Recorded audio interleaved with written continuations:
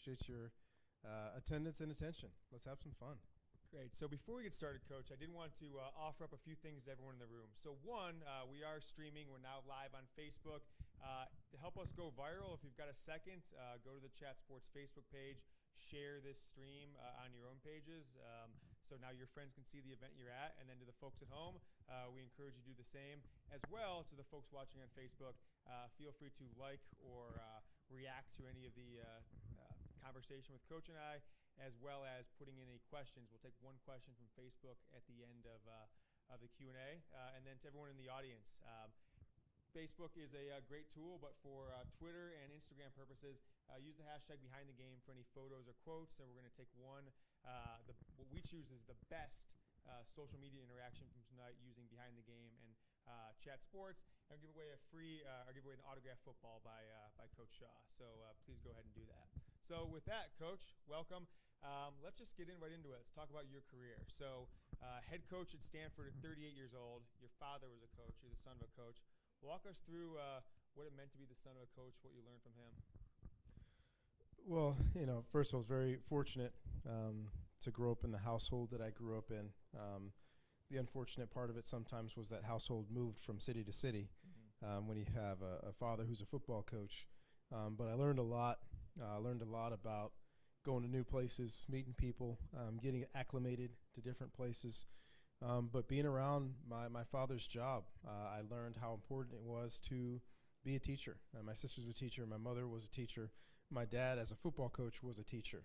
And to watch his enjoyment for when someone else had success and being a part of that success in someone else. So I grew up watching that and honestly, frankly, didn't want to be a part of it early on. I had no desire to coach, was going to do something else. But when I graduated, I was offered an opportunity to go to Western Washington University, small school in Bellingham, Washington, to start a career. For me, it was just going to be a job, kind of a one-year thing, and see how it goes. But first day on the job, I loved it. I enjoyed it, and they were great to me there, and I learned a lot there.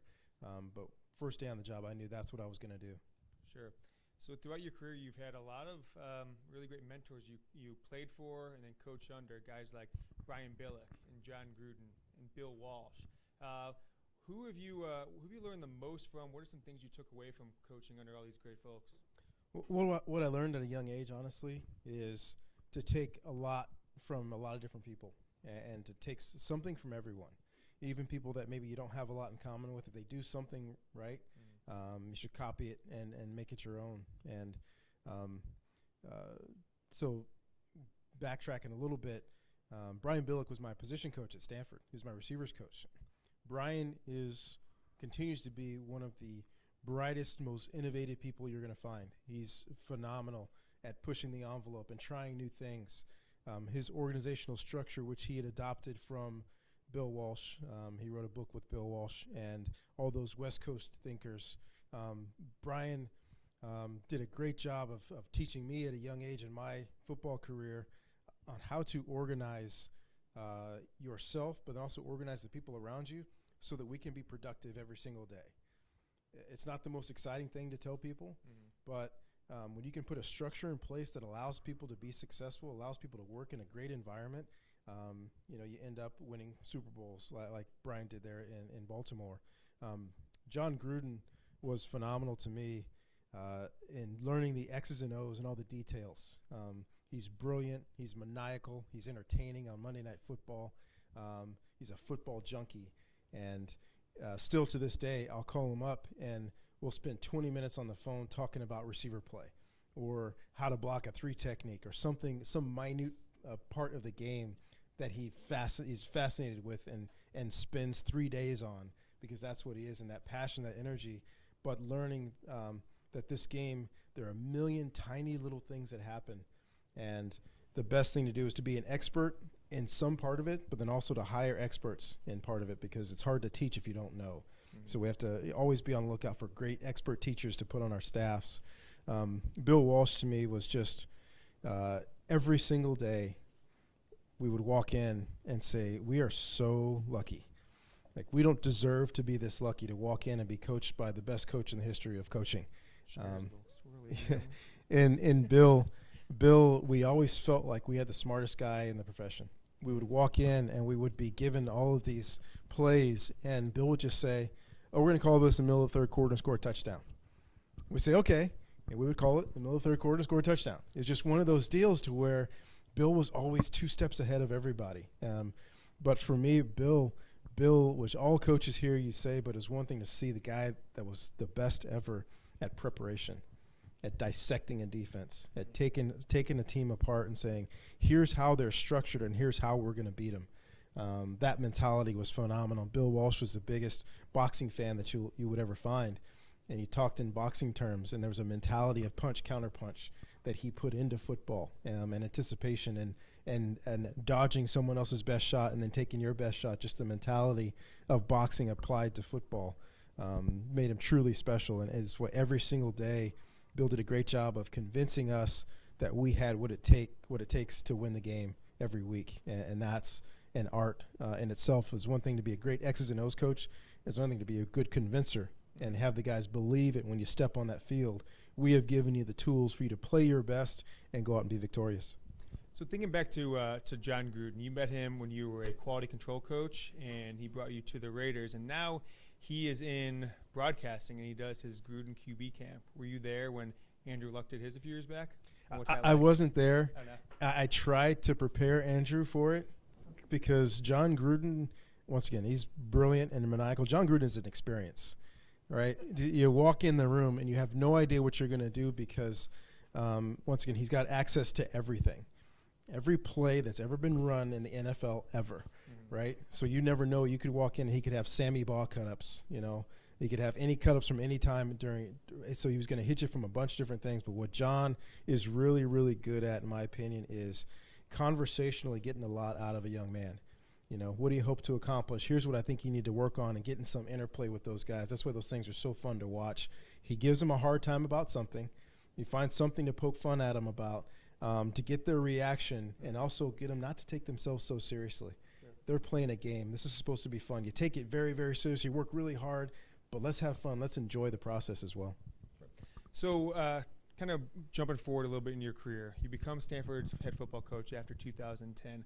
Would love to hear about the interview process. As the offensive coordinator, the coach went to the 49ers, and now you're vying for the job. What does that process look like? The process, it was a short process, I think shorter than Stanford would have liked at the time, but we had a big recruiting weekend. Like every recruit that was committed to us was coming in that weekend. So we had 1 week to kind of get this done. Bob Bowlesby set up a few interviews, some on campus, some off campus, so a bunch of different people. But for me, my part was I'd gone through one round of interviews at a different university, so I had a little bit of experience on the interview. But the biggest thing for me was I knew Stanford. The second biggest thing for me, by saying I know Stanford, I knew the building, but I also knew the people. Both the people on the field, the people behind the scenes. I knew the people, and I understood them, and I could work with them. But also for me, I also had been with so many people. I had been with John Gruden his first time as a head coach and taken a lot of notes and talked to John about the process a lot. I'd been with, of course, my dad, watching him different places. My dad coached at Stanford twice at different times. I talked to him. I had talked to, I talked to Denny Green. I talked to Tyrone Willingham about the process. So I went into that interview process saying, okay, here are the first 6 months on the job. Here's how I'm going to handle this. Here's how I'm going to handle this. Here's what we're going to prepare for here. Here's going to be our mentality. Here's going to be our offense, defense, special teams, our mentality. Can't give you all the X's and O's to a T right now, but here's what we're going to be about, and here's the process that we're going to go about implementing what we're going to do. And I think Bob Bowlesby and I were right in step from the very beginning, and he believed in the vision that I had for the program. And a short time later, I was named the head coach. So I've heard you say things like, this is the job I've always wanted and maybe the only job I'll ever have the rest of my life. Do you think you were a different candidate, that maybe this is the job you were destined for, given your background playing there, your father's background coaching there? Just your thoughts on what makes you different for this role as Stanford's football coach? So I have to give credit where credit is due. My quarterback at Stanford, Steve Stenstrom, still has some records that Andrew and Kevin Hogan didn't break. Still has a few records at Stanford as a quarterback. And when I first started coaching, Steve was the first person to tell me, you're going to be the head coach at Stanford. This is way back when I hadn't even thought about it yet. Steve said it to me. He said, Stanford's a perfect job for you. You're going to be the head coach at Stanford. And I was like, come on, let's not get ahead of ourselves. I'm a coach's assistant going to make $5,000 for the year up in Bellingham. I'm not thinking about being a head coach just yet. But when he said it, it kind of stuck in the back of my head. And for Steve, once again, we spent 5 years together at Stanford. We're roommates our sophomore year, very close the entire time. We had a very similar mentality of what Stanford could be. And once I began coaching, he said, you know what, you understand this place. You would be a great fit here because you know the ins and outs. And gosh, 15 years later, whatever it was, it ended up being true. But for me, it's such a good fit in that I'm academically oriented. Stanford, of course, is. And we're never going to draw a line between academics and athletics at Stanford. We're going to merge those things and do them as well as anybody has ever done them. That's just our mentality. So for me, it is such a good fit. I think the character of the place is important, as well as the academics, as well as the athletics. And tying all those three things in together, and we talk all the time about recruiting, and it's not just finding the best guys that run the fastest, it's about fitting the guys that fit who we are on the field, in the classroom, and walking around town. People that fit what Stanford's all about, and that's what we've been able to do. So I want to take a quick break. I want to talk more about the Stanford Way after this, but we do these things called quick hitters at our Minds Behind the Game panel, and usually ask people similar questions, but since you're the first coach, I have maybe a different question that I haven't given anyone else before. Do you have any game day superstitions that maybe too many people don't know about? Honestly, when I first learned that people had a lot of superstitions, even back when I was playing sports, I laughed. Because you're looking at a coach's kid.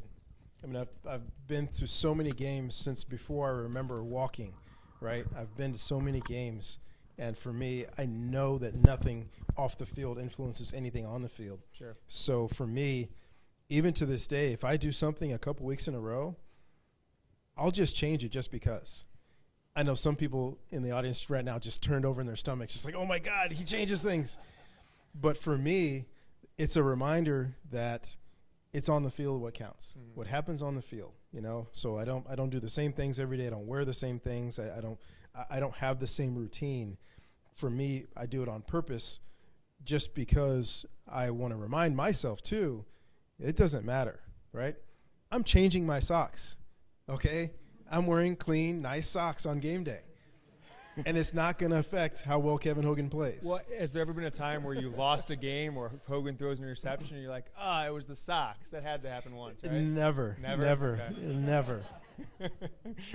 Great. Well, that's good. So, again, everyone remind, use the hashtag behind the game for photos and quotes, and we'll pick a prize here at the end. So when you become the head coach for your first time, you're not an assistant anymore. The program's yours. What changes for you from expectations to your day-to-day to how people treat you? You hit on three of the biggest ones, which you learn early on. I learned early on. My expectations are not about me anymore.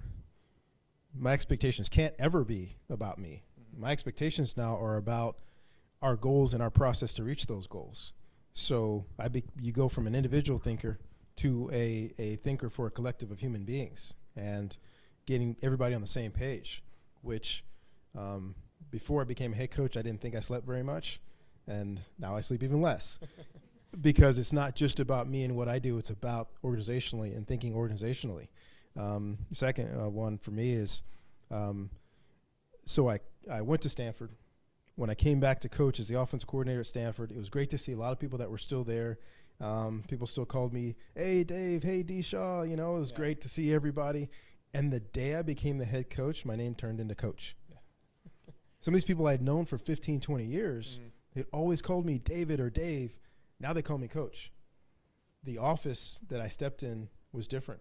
It's looked at differently. I had to approach it. I had to handle it differently and realize that my office, as phenomenal as a place like Stanford is, my office still carries a lot of weight, being the head football coach. And I need to use that judiciously.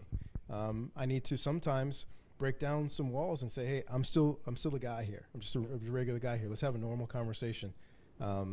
Because the office that I bring with me, it carries a lot of weight. Sure. So what does your day-to-day look like now as the head coach for the last 5 seasons versus your prior as the offensive coordinator versus being a position coach in the past in the NFL?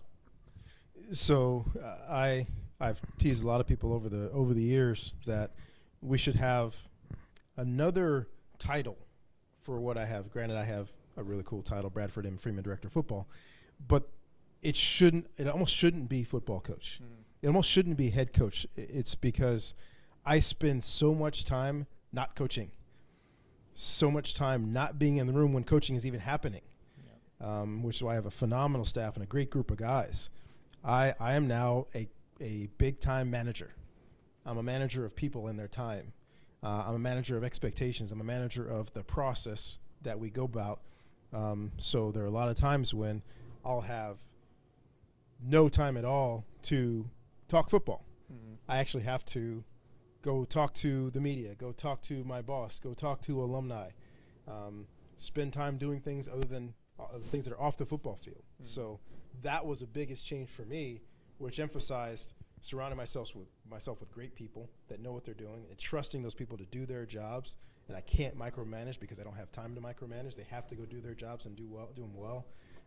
That I still need to be, yes, the overhead CEO to a certain degree of our organization, but I also have to have individual relationships with all the people that are in under my care, players, the assistants, their families to a certain degree. Every decision I make affects minimum 150 people. Sure. And I have to understand that I take that very, very seriously. So head coach in your 30s, which isn't very common. So what advice would you give to a younger coach, maybe a guy who just is about to graduate from Stanford or any big university as a player who might want to go into coaching one day? First of all, make sure this is what you want to do. And if you're sure, double check it again and make sure it's really what you want to do. And if you answer yes twice, go talk to your family and make sure that they understand what you're about to get yourself into. Because is it too big to a certain degree? Yes, it's too big. Sports in our country are huge, monstrous. Coaching college football, it's really right now only second to the NFL. It's how big and how much money there is and how much pressure there is. And you have to love it. You have to spend time in it and understand it. The people in your life have to realize that this thing takes over your life. It does. And you have to find ways to craft normalcy into your day-to-day world. And it can be difficult because there's always that feeling that someone out there is outworking you and we have to try this and we have to try that. Sure. You have to have a certain amount of confidence in what you do and belief in what you do and realize that at some point I have to go home. Yeah. At some point I have to go to sleep. At some point I have to stop and eat, right? I have to be a normal person. At some point I had to make sure that my kids don't forget what I look like. Right? There are those processes that you have to trust your process, you have to trust what you do. And it is an exciting world. It's a world I believe now I was actually built for. I didn't know at the time when I was getting into it, but I enjoy it. I love it. Much is said about my sometimes expressionless expression on game day. But for me, I'm in the moment. I love it. I enjoy it. I don't feel that pressure as much as I feel the passion and energy of what I'm doing, and I love that realm. And you have to. If you don't love it, the time and the energy and the pain and the difficulties are honestly not worth it. So thinking about that, about the pain and the family aspect of it, going back to your dad as a coach, I read that he was very close to being a head coach a few times but never got that job. Did that deter you from being a coach at all, a head coach, or was that just like a thing that happens and it doesn't affect you at all? It didn't deter me, but what it did is it kept my feet on the ground. I think a lot of guys get into the profession with the pie in the sky and say, okay, you know what, I'm going to be a GA for 2 years and then a full-time coach for 2 years and a coordinator for 2 years, then I'm going to be a head coach. Yep. Well, sometimes the world doesn't agree with that path that you've made for yourself. And that my dad at one point, I believe, was one of the best defense coordinators in the nation, was phenomenal, was outstanding, and was this close multiple times to being a head coach. But what that taught me was you can't earn a head coaching job. Someone has to choose you. Sure. So realizing that it's not in your hands. All you can do is do the best job you can at the job that you have. And if someone comes and picks you and says that you're my guy, okay, great. If they don't, great. I'm going to do the best job I can, whatever job that I have. Mm-hmm. So that mentality, I think, is what some of the younger coaches need to understand. There are times where some guys rise fast and some guys don't, and there's no rhyme or reason to it. It's just how this profession goes, and there are decision makers that have to make decisions best for their organizations, their schools, et cetera. But going through that process with my dad and having him be so close, and particularly being so close to being the head coach at Stanford, was just another eye-opening experience for me growing up, knowing that I went into this profession completely awake and completely with my eyes open, knowing that there are going to be difficult days. There are going to be hard days where you go down to Northwestern and lose on the first game of the year. There are going to be difficult days where you don't win the Fiesta Bowl and you think you should have won. All those difficult days, but you have to be able to handle those because the highs of the highs outweigh the low lows, and the process and the people that you're around can be truly, truly special, and you learn to relish every single day. So quick hitter question, number 2. What kind of cell phone do you carry? I see an Apple Watch there, so I'm guessing an iPhone? I'm an iPhone guy, yes. I'm an iPhone guy. I'm not the biggest gadget guy, but I've become addicted to my iPhone and iWatch, absolutely. Okay. 6, 6S, 6 Plus? Not at the 6 yet. Oh, really? 5? I'm on the 5. I'm eventually going to get to a 6. I'm working on it. What's holding you back? I'm still playing with my watch. I can't handle too many new things at once, right? We talk about the beginning of my career. For like the first 7 years of my career, starting out coaching, I was the young guy on the staff, had all the gadgets, knew how to work all the computers. I was the guy they called in, hey, my stuff's not working. I would come in and fix it. And now I'm the guy in my office saying, hey, can we call the IT guy? I don't know how this works anymore. So for me, the Apple Watch, once I master the Apple Watch, then we'll worry about the 6. Sure. All right, so want to talk more about the Stanford Way and the program you've built now. So starting with conditioning. So Shannon Turley is a guy who has a lot of acclaim. Talk to us about the conditioning program that a Stanford football player goes through. It's the backbone of every sport. Every sport. It's the conditioning program is the backbone of the sport. It's where your team, yes, your conditioning, getting stronger, faster, getting in shape, ready to play. Yes, all those things are vital, but it's also where the mentality is set for the team. Mm-hmm. And Shannon and I have a great relationship. We've talked about a bunch of different ways to do what we do. And for us, the first thing I'll say is teaching Stanford people who are individually highly motivated, very intelligent, really good at setting goals, and getting them to focus on the process as opposed to the goals. So we focus on the process, on how we do what we do more than the results that we can get from what we do. Mm-hmm. That's one thing Shannon Turley and I are step and step on. And once we educate our guys, then we can handle whatever comes our way, because our focus goes back to our effort and our execution and not the results of what we do. Sure. Secondly, focusing so much on the new way of doing things, which is flexibility, explosive movement, as opposed to laying on your back and bench pressing 500 pounds. Mm. That doesn't win football games. So realizing that we are always trying to be on the cutting edge of what is best for their bodies, how to stay healthy, how to stay flexible, how to be as fast as they can be and explosive as they can be and as strong as they can be without any one of those things overpowering anything else. Mm-hmm. So having well-rounded athletes that understand that we are interdependent. We need each other. We have to play together. So that's the aspect of it to me in the weight room, which is having these guys push each other all year long, even out of season, push each other, but then also trust each other. And we have this phrase that we say all the time. I stole from Pep Hamilton, who was our offense coordinator before he went on back to the NFL. Was we set up an environment that is competitive but not combative. Mm. Right? We're going to compete with each other every single day, compete against each other every single day. But it's never truly me against you. We're pushing each other to be as good as we can be, so that at the end, when we face somebody else, you and I are step in step, and we can defeat whoever comes in our way. So my entire life as a college football fan, I'd hear people in the media and pundits say things like, oh, this school should be bad because they have high academic standards. But you have changed the entire perception of that. So people say, oh, you only can recruit a few guys. But has that turned into an advantage for you? You have to recruit less guys, and they know maybe there's only a couple schools that can offer what you can offer, or just maybe one. I think it's an advantage in a couple different ways. Number one, for us, our focus is more narrowed. I mean, our pool is smaller, so the who we're looking for, we get to know them a lot better, as opposed to recruiting 150 guys. I mean, for next year's class, we're already probably down to about 30, 25 or 30. Yep. So getting to know these guys and talking them through the process, and the other part of it that's an advantage for me, which a lot of people don't consider. I mean, imagine the locker room that we get to put together every year. They're all bright, on and off the field. They're all athletic. They're all tough-minded.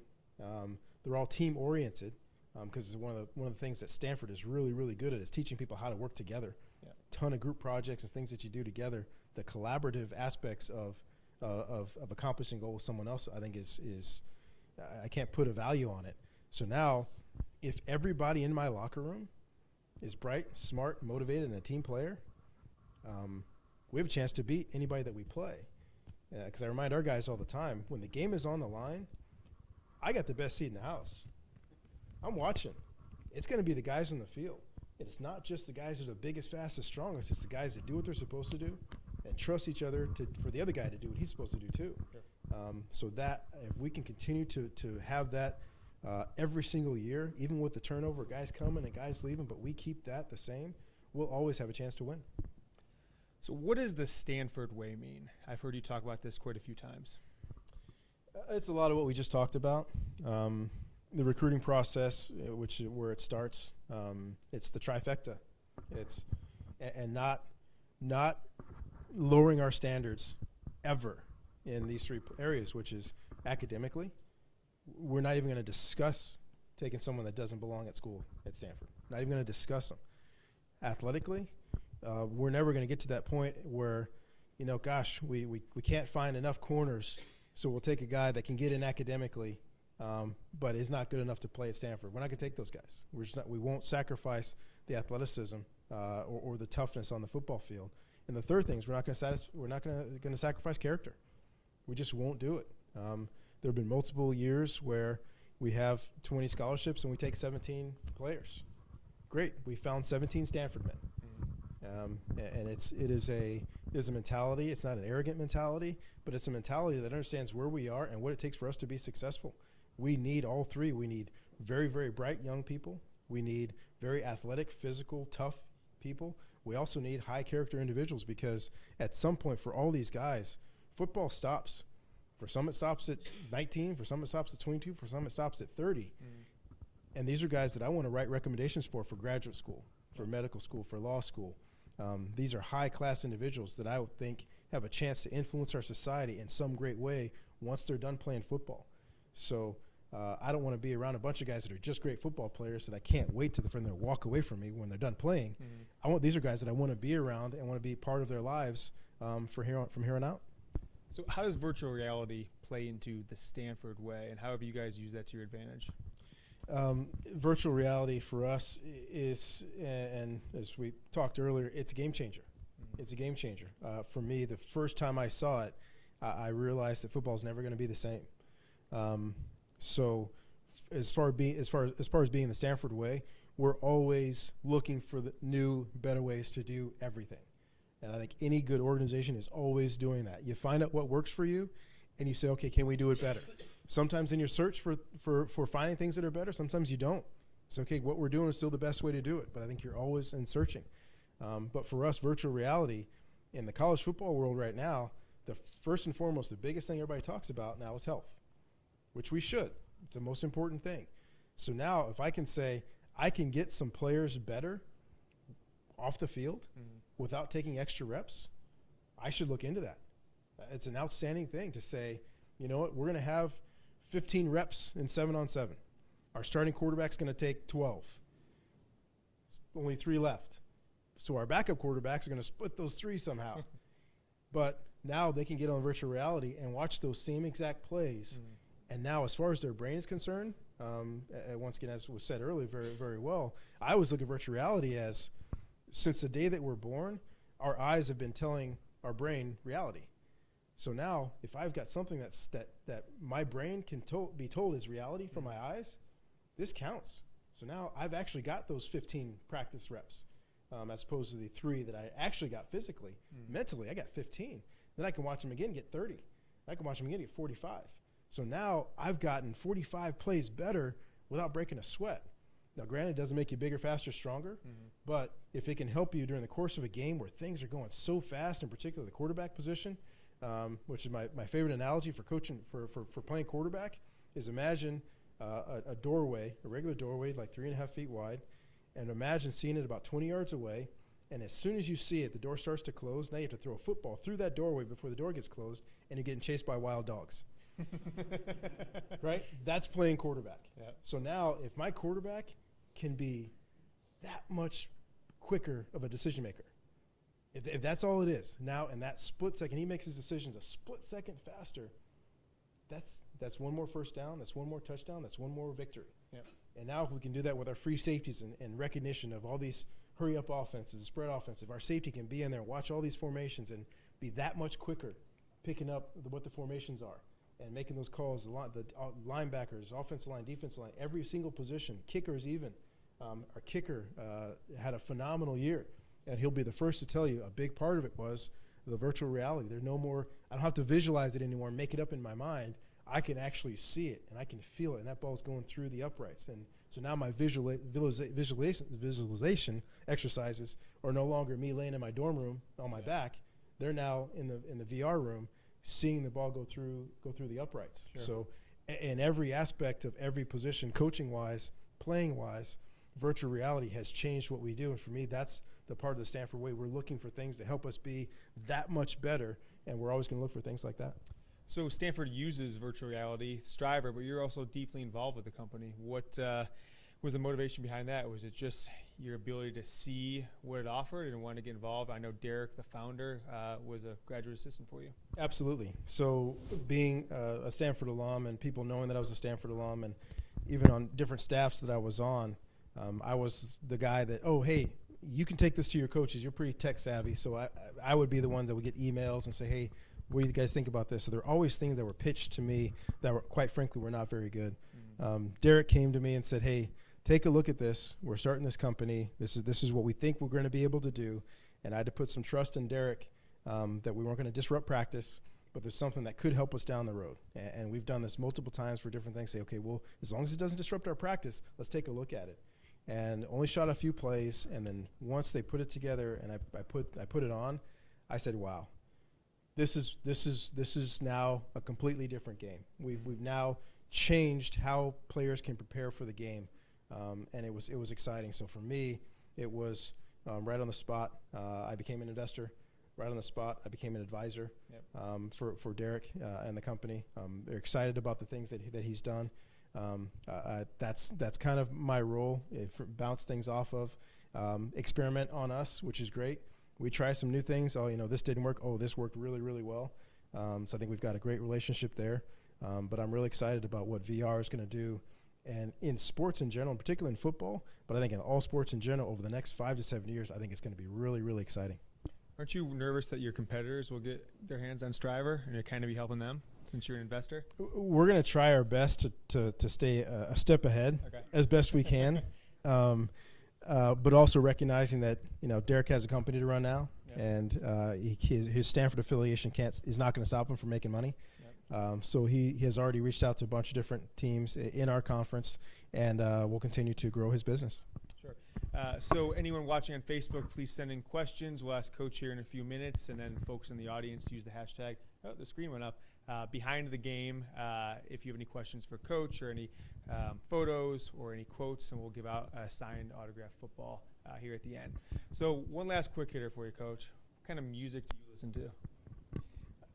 I'm a firm believer that, for me anyway, the music will it's whatever mood that I'm in. Mm-hmm. I don't use music to get me in any kind of a mood. It's just whatever mood I'm in, I'll throw on some music. So one day it could be Jay-Z. One day it could be Sade. One day it could be Stone Temple Pilots, one of my favorites, right? It could be anything, whatever helps me accentuate the mood that I'm in. And we've gone into using music for practice. And most of the time our guys love the music, and every once in a while I'll inject what I want to hear. which is not always the most popular thing. Sure. But once again, I think it's a great. I like to accentuate the mood that I'm in. Sometimes if I'm working hard, I need softer music. Sometimes if I'm in a great mood, I want something more upbeat. Sometimes I'm extremely upset and I need something to kind of help me focus on what I'm doing. So I use the music to accentuate the mood that I'm in. Okay. All right, so let's talk about the Stanford football team a little bit. I find an amazing stat that you're 9 years as Stanford's either offensive coordinator or head coach. In the last 7 of those 9 years, you've had the Heisman Trophy runner-up 4 times, which from the research I did has never happened in the history of college football. So it's something to be proud of, but it's also like, we missed it 4 times. Like, well, how'd that happen? So love to hear just what goes through the mind of a player and a coaching staff when you do have a player like Christian McCaffrey or Andrew Luck or Toby Gerhart, who everyone's talking about, he might win the Heisman. Does it affect their day-to-day? Does it affect how you call plays even? It's a tricky situation, and for every one of those years, it was a tricky situation to where we need to win football games, and that has to be our focus. First and foremost, it has to be our focus. But on top of that, we need to remind our players that that's our focus. And I say that in a positive way in that sometimes, because the two things that happen, one is the players are so excited about Toby having a chance to win that's what they're focusing on.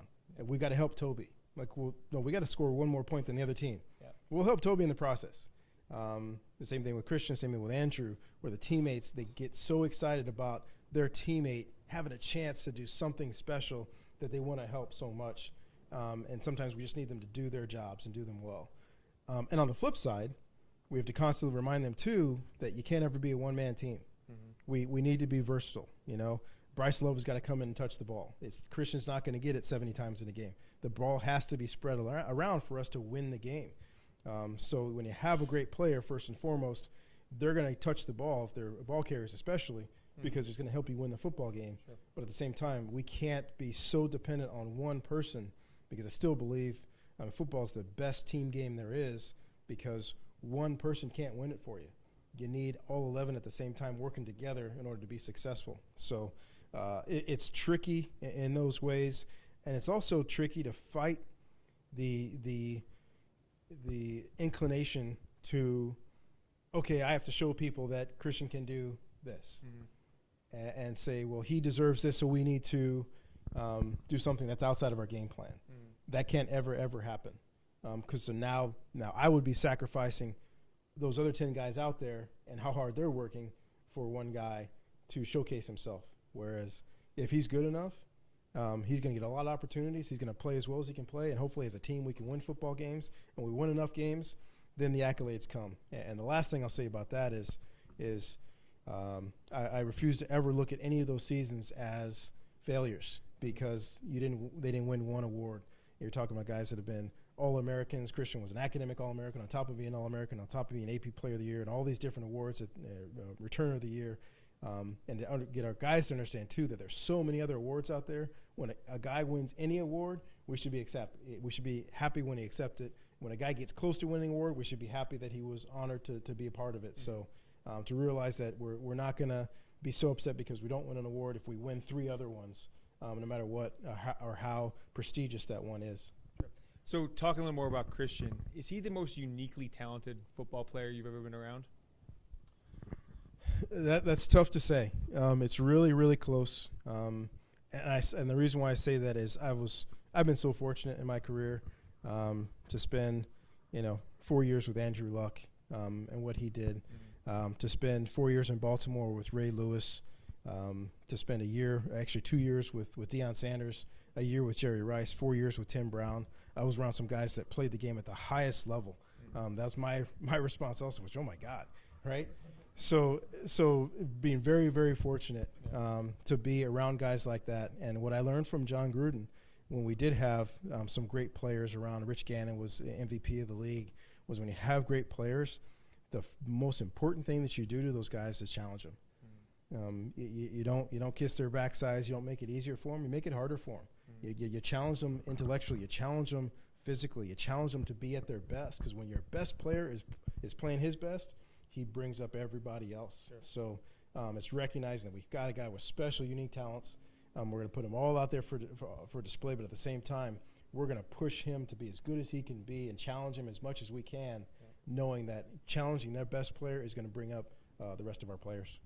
So a little more about the team this year. Thinking about the quarterback position, it's a quarterback competition for the first time, really since 2009 for you guys, at least from my perspective.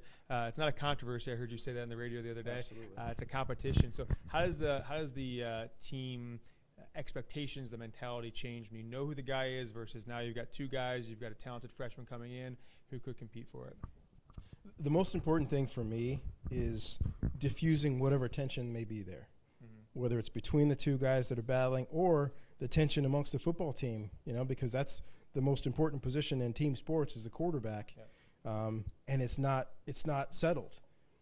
So the big thing is for the whole team to realize the best thing they can do is do their jobs at a high level. Because regardless of who plays and how much they play and who starts, they're going to be a first-time starter. We need to make this thing easier for them and not harder on them. So receivers got to play better. Michael Rector's got to have his best year. Dalton Schultz has to have his best year. Offensive line's got to play the best that they can play. It's more pressure on Christian McCaffrey and Bryce Love and our guys that carry the ball. More pressure on the defense to take care of a young quarterback that may make a mistake or two. And we're not going to bash him for it. That's going to be part of his growing process. And now the whole team has to have that quarterback's back as opposed to the whole team looking at the quarterback saying, lead us. We're not going to do that to a first-time starter. So it's getting the whole team to realize where we are. These guys are going to work extremely hard. They're going to put their best foot forward. And if we choose a guy at the end of training camp, great. If we take the competition into the season, great. But the bottom line is for the rest of the team around those guys to play their best and make sure that we make that position as easy as possible for whoever steps in and plays. So last question from me before we'll open it up to a few from the audience and then through social media. So you guys finished the season last year. Just an amazing Rose Bowl game for you, at least, not for Iowa. Number 3 in the country. So the highest ranking, I believe, Stanford's had in at least recent history. And you're coming back with maybe the most talented player in the country this year. How is this year different than any in the past for you? Well, mentality-wise, it isn't. The biggest thing for me is after the season is over, especially when you have a great year, you get the pats on the back and people are shaking your hand and you do the circuit and you take all the awards and trophies and everything's great. And then you get to about the middle of February and you say, okay, that's over. Now, who are we? Because every single year in college football is one of the things I've been expressing to our team really for the last couple of years. Every single year in college football, you are a completely new team. Nothing carries over. And I think the people that get in trouble think that something carries over. Nothing carries over. There's absolutely no momentum from January to September. There's no momentum. The only momentum you have is what you start in September. So for the team to realize Christian McCaffrey has 0 yards right now. There are no All-Americans. There are no first-round draft picks. There are a bunch of guys that are going to show up on our practice field in August. They're going to work their butts off to be as good as they can be. And whatever we get this season is what we earn. So once again, we go back to the process. We focus on what we can control, which is our effort and our execution every single day, and getting the team to realize that. And, sometimes it takes a couple of rough days in training camp where we're not playing up to level because we think that we've arrived. So just that process of realizing what we're going to focus on is what we have to do today. And I think our guys, we've got a good group of mature guys that understand that, have been through it a couple times. Had a rough year a couple of years ago. Didn't play it up to our expectations until later in the year. So we still have a lot of guys that are carried over from that, and they realize we can't worry about preseason rankings. We can't worry about somebody says this guy's this or we're this or we're not this. It's when the games start to be played, if we play our best, we're going to give ourselves the best chance to win. And if we do that enough times late in the year, we'll be going to a good bowl game. Okay. All right, so I'd like to give folks in the audience an opportunity to ask a couple questions. So does anyone have any questions for Coach? Yes, go ahead. I have a question about the logo. So back in the day, the S didn't have the tree on it, and I've noticed recently that it does. I'm wondering, did you have anything to do with that? Is football the only sport that represents that S? So this was an initiative by Bernard Muir, our boss, the athletic director, to really Because I'll say it blankly, point blank, honestly.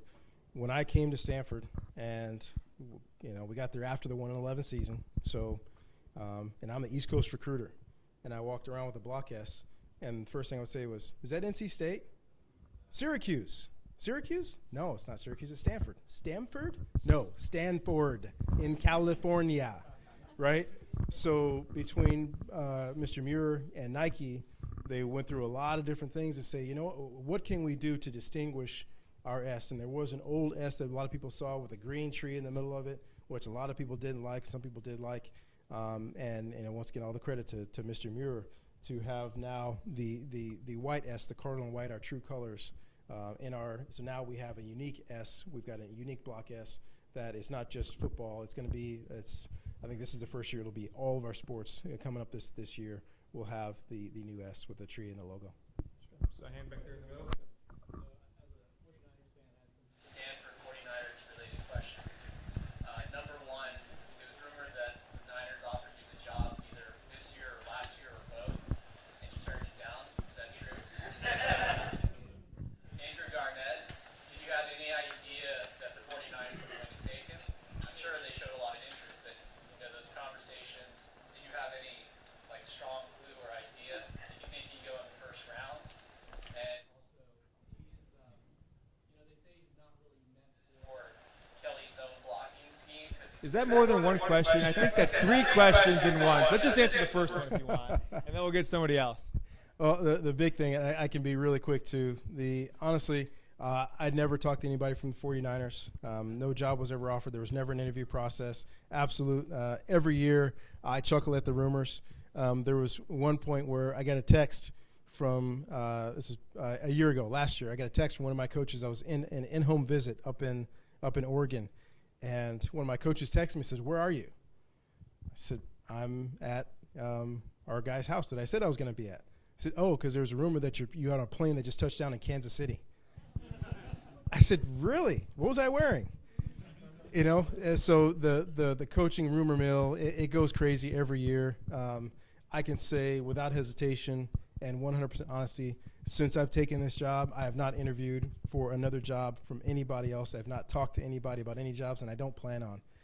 Lastly, about Josh Garnett, I think Josh is a great fit for what they do. If you really look at what Chip does, Chip is a running coach. He loves to run the football. And a lot of our running game over the last year really has been influenced by what Chip Kelly did at Oregon, what he did at the Philadelphia Eagles with Shady McCoy. If you look at Christian McCaffrey and Shady McCoy, they're very, very similar. So we adopted a lot of those running games. So day one at minicamp with the 49ers, they're calling plays, and Josh was just going out there running them. So I think he is a perfect fit.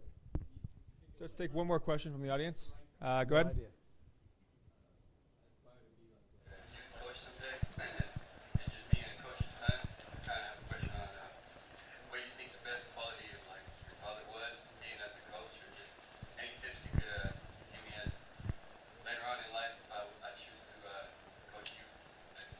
Excellent. I love that question. The biggest thing for me in youth football in particular is making the game fun, right? Making it safe as you can make it and making it fun. We want these young people to be safe and enjoy the process. There are no Lombardi trophies being handed out after youth football games, right? We want the guys to be safe and have a lot of fun and keep in that environment, make practice fun, make the games fun, get them to play with emotion and energy. And that's important. They'll learn along the way, but they're not going to be great football players at 7, 8, right? So that's a big thing for me. I think some adults get into youth football for a bunch of different reasons, and they squeeze the life out of the game. They squeeze the fun out of the game, and it just can't happen. So that's my biggest piece of advice. Okay. So I want to take a couple questions from Facebook. We've had a pretty nice response. So where's Emily Scott at? Emily, there. Your question was picked. So Emily is she posted through Facebook, not in person, which I find funny. She is a Kansas State alum and wants to hear your take on the Wildcats in the season opener. First of all, I have a lot of respect for the Wildcats and their coach, legendary football coach. I've gotten to know him over the last year. Last 2 years, we go to the Nike coaches retreat every year. Got to know he and his wife, and it's been fun getting to know him. They are a physical football team. They like to run the ball. They run the ball with the quarterback. They play really tough defense. So it's going to be a battle.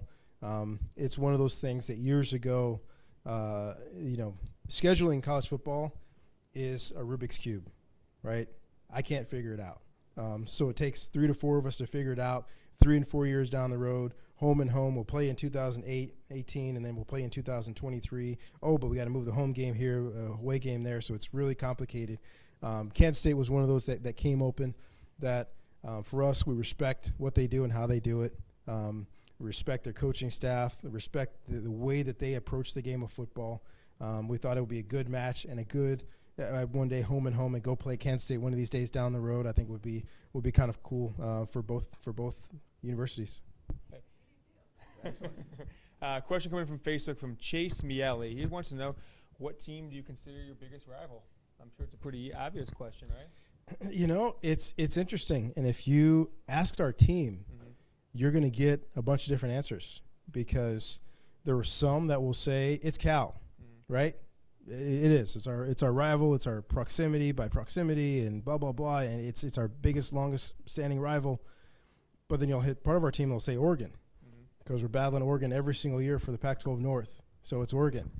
You'll have a couple who'll say, Coach, it's got to be USC. Some of those Stanford USC games over the last few years have been some of the better games of the year in college football. Yep. Exciting back and forth, last-second victories. Wild finishes, great players that are highly drafted guys on both sides. You'll still have some that will say, Coach, it's still UCLA, right? So for us, we feel like half of our conference is our biggest rival, which Notre Dame too, yeah, and especially for those that come from anywhere east of the Rockies, they're going to say, Coach, I've been hearing about Notre Dame my whole life. We got to beat Notre Dame. I don't care who else we beat, right? So there's all of those mixed in, which for me ends up being a positive to where there aren't a lot of times on the schedule where whoever we play, they're not high up on our list of teams that say we got to approach this game the right way. So with a lot of emotion going into each one of our games. One more question came from social media. I thought it'd be interesting just playing off that. Is there a team you've never played out of conference, a stadium that you'd love to go play in one day? Stadium that I would love to go play in one day. See, if I answer that honestly, I'll get a call in 2 days and say, hey, we'll schedule you. Right? Maybe a handful of ones so you can't narrow it down. There's one that I'll mention because I love him like he's family, a dear friend of mine. Playing Dabo Sweeney at Clemson, sure, I think would be a blast. I absolutely love that man and his family and his program and what he believes in, and we approach the game the right way about being mentors for the young people that we coach. I think that would be an exciting game, but I think that the only way that'll happen would be in a bowl game somewhere. Sure. All right, so we've got the tweet of the day chosen by the Chat Sports team. So Matt Vassar from Rural of Tree. There's Matt. So Matt's, I'm reading this tweet live, so hopefully they sent me a good one. If Steph Curry is out and is replaced by a Stanford football player in tonight's game, which player would it be? So who's your best basketball player? Oh, gosh. I'm going to get killed on my team for this answer because I still firmly believe that most football players are frustrated basketball players. They couldn't make it in basketball, so they had to go play football. It'd have to be Christian McCaffrey. I'll never forget going to do the home visit, and we stopped by basketball practice before we went to the home visit his senior year in high school. And to watch the young man play basketball is just like watching him play football. I mean, the guy's an assassin. And he can be not the biggest guy out there, but he jumps up and dunks the ball with ease and makes the three-pointer and the mid-range jumper. He's got ridiculous handles. I'd love to see him play basketball. Not until he's done playing football. But he would be the guy. All right, so Matt, this football is yours. I'll toss it to you in here. Say, here, I'm going to toss it right on live on Facebook. There you go. Boom. Hey. So congrats, Matt. So, ladies and gentlemen, David Shaw, 5 years as Stanford's football coach. 3 times they have won the Pac-12. 4 times they've been to a high-level bowl game. He's Pac-12 Coach of the Year 3 times, 4 Heisman runner-ups in his last 7 seasons. Give him a round of applause. Thank you. Thank you. All right.